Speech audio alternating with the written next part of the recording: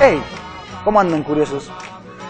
Sí, no es lo que ustedes están pensando. Ya sé que estoy un poquito grandecito como para jugar con muñecos, pero en realidad son para mis sobrinos.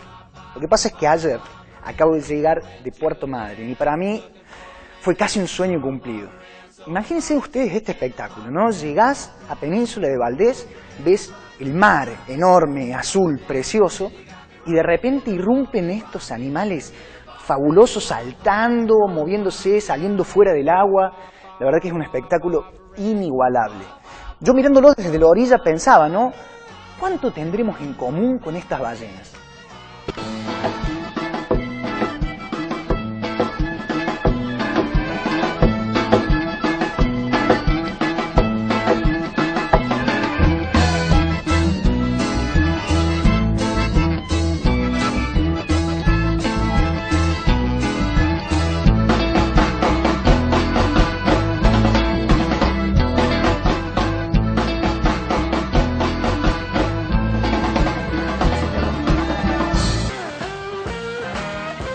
Cada año Mariano Cironi visita la península de Valdés para buscar a estos individuos, la ballena franca austral.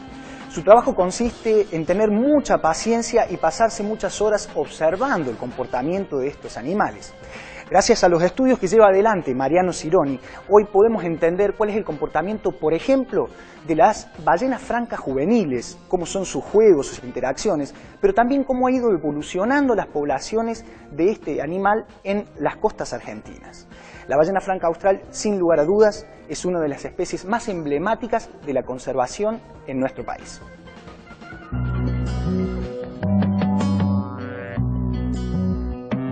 Bueno, estamos llegando a la bahía del campamento 39, aquí está la casa principal y en la punta de aquel acantilado es donde teníamos un observatorio para hacer los registros de comportamiento que con una tormenta en el año 2005 se vino abajo. La tormenta nos arrancó el observatorio. Y todo este lote es un lote que pertenece a la Armada Argentina y está destinado a actividades de investigación exclusivamente, así que aquí no hay desarrollo turístico y bueno, se preserva el sitio como un área intangible y un área destinada, como digo, exclusivamente a la investigación con fauna.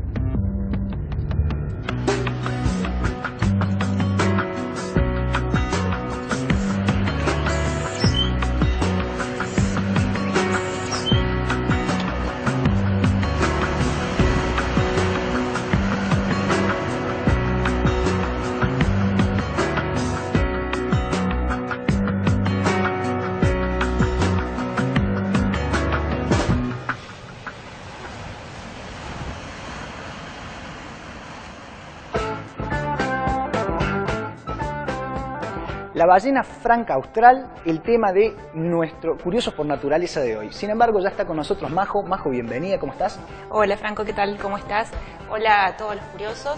Bueno, hoy lo que quería contar era acerca de un servicio muy importante que brinda la Universidad Nacional de Córdoba desde el año 2013 y que gracias a un trabajo multidisciplinar aporta soluciones muy importantes para mejorar la calidad de vida de mucha gente. ¿Y de qué se trata el servicio que brinda la Universidad, Majo? Se trata del primer servicio público de prótesis bucomaxilofacial.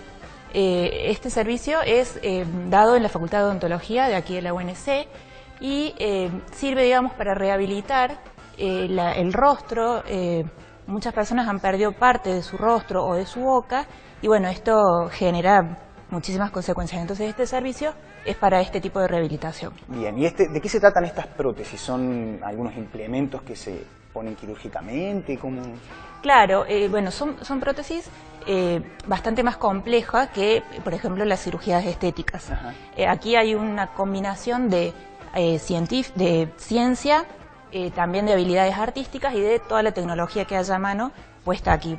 Por ejemplo, en lo que es las cirugías estéticas, hay un límite cuando, por ejemplo, hablamos de zonas cartilaginosas o con compromiso vascular. Por ejemplo, la nariz, los pabellones de la oreja, y tampoco podría reconstruirse a través de esta técnica un globo ocular, por ejemplo, cosa que en la prótesis bucomaxilofacial sí se puede. Se puede. Y esto calculo que es una disciplina, no sé, bastante nueva, ¿no? O sea, se está desarrollando, ¿se puede estudiar acá en la UNC eso? Sí, es una disciplina que no se estudia individualmente, sino que forma parte de la carrera de odontología desde el año 2008. Es una materia obligatoria en la currícula de odontología y aquí en nuestro país está empezando a tener mucho auge. Por eso es importante destacar que la Facultad de Odontología y la Universidad Nacional de Córdoba han sido pioneras en este tema. Y estas intervenciones quirúrgicas o de colocación de las prótesis, ¿se hacen actualmente en la UNC o en dependencias de la universidad? Sí, hay un equipo de trabajo que ya ha realizado algunas intervenciones quirúrgicas, también han fabricado alrededor de 5 o 6 prótesis, y incluso el año pasado se hizo un primer congreso latinoamericano, que la sede fue aquí en la Facultad de Odontología, y que tuvo más de 400 participantes, lo cual es un número muy interesante. Quiere decir que es una disciplina que está generando mucho interés. Yo por ahí pensaba, Majo, bueno, estas son prótesis que van hacia el rostro, ¿no? Y de alguna manera el rostro es lo primero que mostramos a la hora de interaccionar, por lo cual prótesis que estén destinadas a esto debe tener unas implicancias sociales bastante importantes, ¿no? Así es. Vos imagínate que todas las personas, cualquier persona que pueda perder una parte de su cuerpo, ya eso genera un conflicto muy grande, incluso en los primeros momentos hasta no se acepta. Imagínate aún más en el rostro. Entonces, los profesionales de esta área a lo que apuntan es que estas prótesis vienen a resolver o a brindar una solución para este problema, pero no solamente desde el lado estético, sino desde el lado funcional, porque combaten de cierta forma la angustia, la depresión, la inseguridad que esta persona tiene al haber perdido parte de su rostro. Y también otra cosa que es importante es que en muchos casos de estas prótesis también rehabilitan funciones vitales, por ejemplo la deglución. Claro. Entonces es súper importante, es un servicio que se presta gratuitamente. Sí, estos profesionales tratan de hacerse cargo de la mayoría de los gastos y para personas de bajos recursos sobre todo. Es un servicio incipiente, están recién empezando y todavía faltan algunos recursos, pero lo importante es que ya se está dando. Qué bueno, Majo. Bueno, te agradezco muchísimo la nota de hoy, muy interesante. Nos vamos a ver la semana que viene, ¿cierto? Nos vemos la semana que viene con alguna otra noticia de Unciencia. Perfecto. Nosotros sí nos vamos a ir a un brevísimo corte, pero no se vayan porque todavía quedan mucho más curiosos por naturaleza.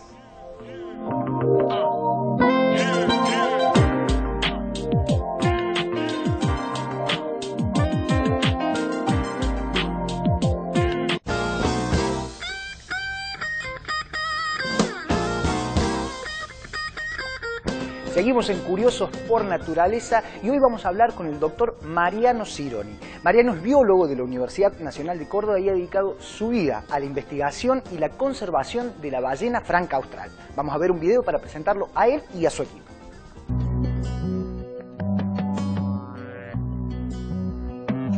Mariano Cironi es profesor adjunto en la Cátedra de Diversidad Animal 2 de la Facultad de Ciencias Exactas, Físicas y Naturales de la UNC y director científico del Instituto de Conservación de Ballenas. Acá estamos en nuestro taller de trabajo, un taller en el que hay simplemente herramientas de laburo, una mesa de trabajo, pero lo importante e interesante de este lugar es que realmente representa 45 años de investigación con ballenas en Argentina.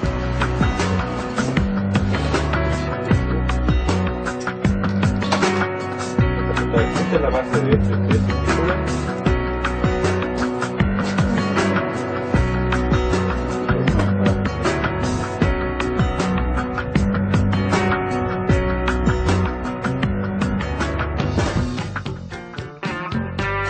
Bien, ya estamos con Mariano. Mariano, bienvenido a nuestro programa. Bueno, gracias por el espacio. Por favor, un gusto tenerle acá. Mariano, ¿cómo un cordobés, en medio de esta provincia mediterránea a kilómetros del mar, se le ocurre estudiar biología marina y en particular la vida de las ballenas? Precisamente. ¿De dónde salieron estas ganas? De que muchas veces a uno le gusta lo que está lejos y lo que no tiene.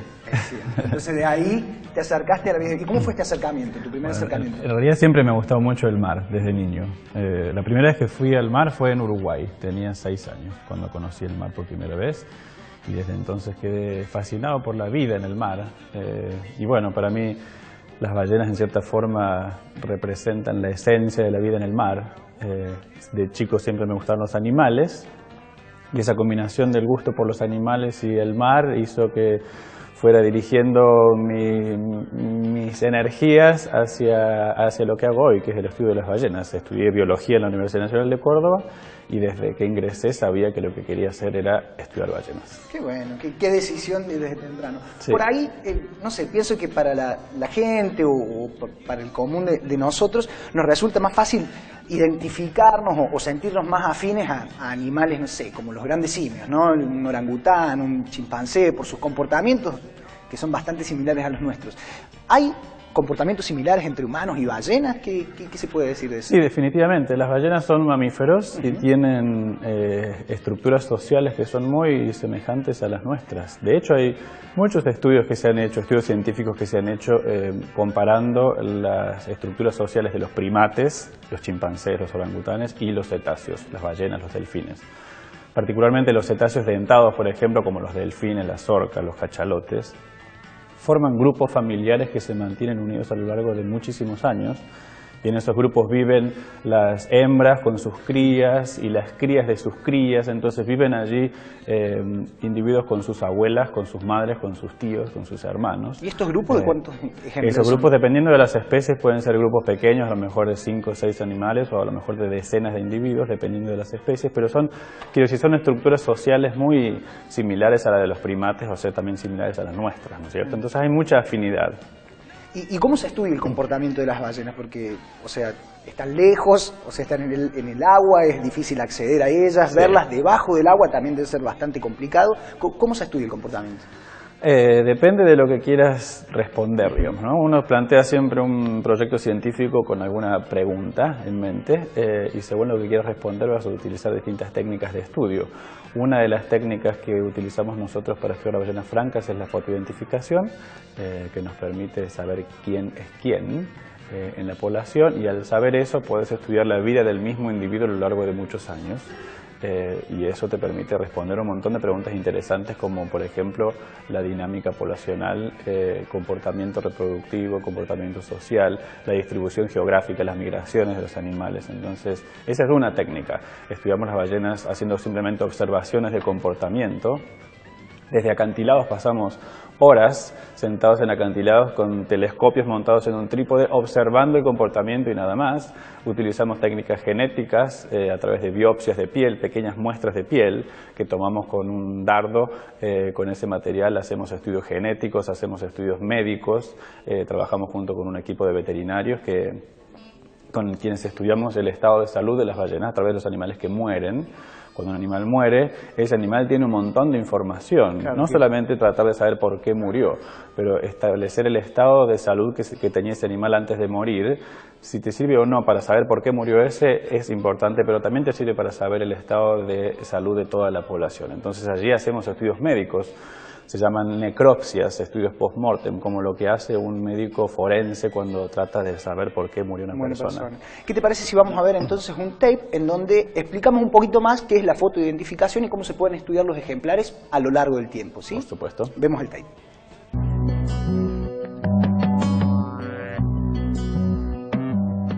Cuando comenzó este proyecto en 1971 se utilizaba para fotoidentificar a las ballenas fotografía blanco y negro. Se realizaba un catálogo como este, que básicamente son una carpeta con fotitos blanco y negro recortadas a mano en las que se ven cabezas de ballenas. Y cuando comenzó a desarrollarse la fotografía digital, por supuesto cambiamos y ahora el catálogo está compuesto por imágenes computarizadas y además hay un programa de computación que asiste al investigador para realizar la identificación.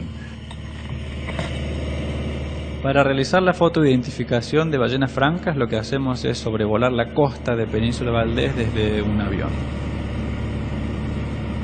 Cada vez que encontramos una ballena sobrevolamos en círculos y le sacamos fotos buscando sobre todo fotografiar su cabeza. ¿Y eso por qué?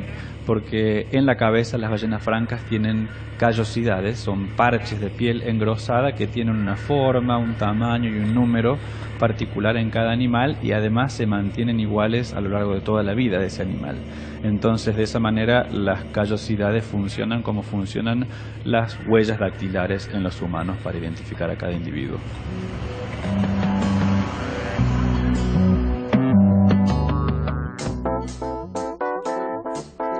Bien, las callosidades entonces funcionan de alguna manera como huellas dactilares para poder identificar ballenas. Ustedes identifican las ballenas, les hacen un seguimiento a lo largo del tiempo.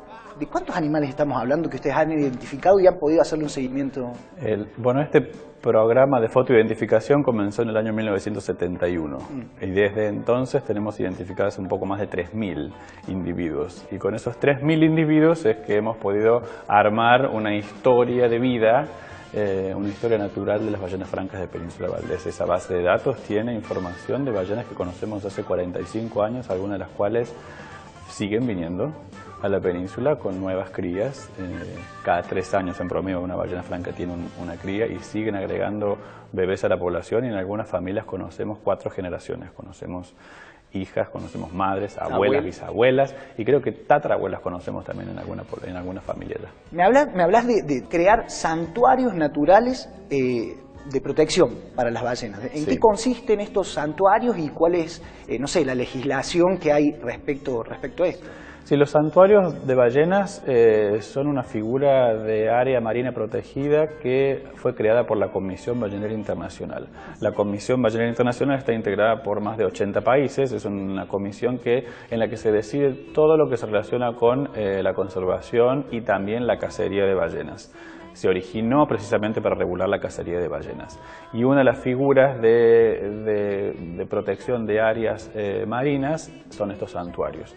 Si se declara un área en particular como santuario de ballenas, en esa área no se pueden cazar ballenas bajo ningún concepto, ni cacería comercial, ni cacería científica, ni cacería aborigen de subsistencia. Entonces, para eso se declara un área como santuario de ballenas.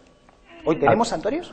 Hay santuarios, por ejemplo, está el santuario del Océano Austral, que es un santuario inmenso que rodea toda la Antártida, digamos, todo el mar austral. Alrededor de la Antártida ha sido declarado como santuario de ballenas, donde no se puede cazar ballenas. Y desde hace varios años, Argentina junto con Brasil, y luego se sumaron también Uruguay y Sudáfrica, proponen la creación de un santuario de ballenas del Atlántico Sur. Un santuario que cubra todo el Atlántico Sur desde el Ecuador, bajando hacia el sur por Sudamérica y por África, para unirlo con el santuario del Océano Austral y que todo el Atlántico Sur quede como un área libre de la cacería de ballenas. Qué bueno. Y por otro lado también se está promoviendo la declaración de las aguas nacionales de Argentina como santuario de ballenas también. Bueno, importantísimo entonces poder lograr este tipo de santuarios para proteger las ballenas que, como dijiste recién, están en crecimiento, pero por supuesto necesitan de nuestro cuidado y mantener que esas condiciones sigan así para que las poblaciones sigan en aumento, como nos contabas recién. Mariano, te agradezco muchísimo haber venido a nuestro programa. Bueno, al contrario, gracias por el espacio y por siempre generar estos ámbitos en donde uno puede contar lo que hace con las ballenas y bueno, que la gente aprenda y que la sensibilidad de las personas hacia las ballenas se mantenga y aumente. Me encantó. Muchísimas gracias por venir. A vos. Nosotros sí nos vamos a ir a un brevísimo corte, pero no se vayan curiosos porque en el próximo bloque tenemos muchísimo más curiosos por naturaleza. Ya volvemos, no se vayan.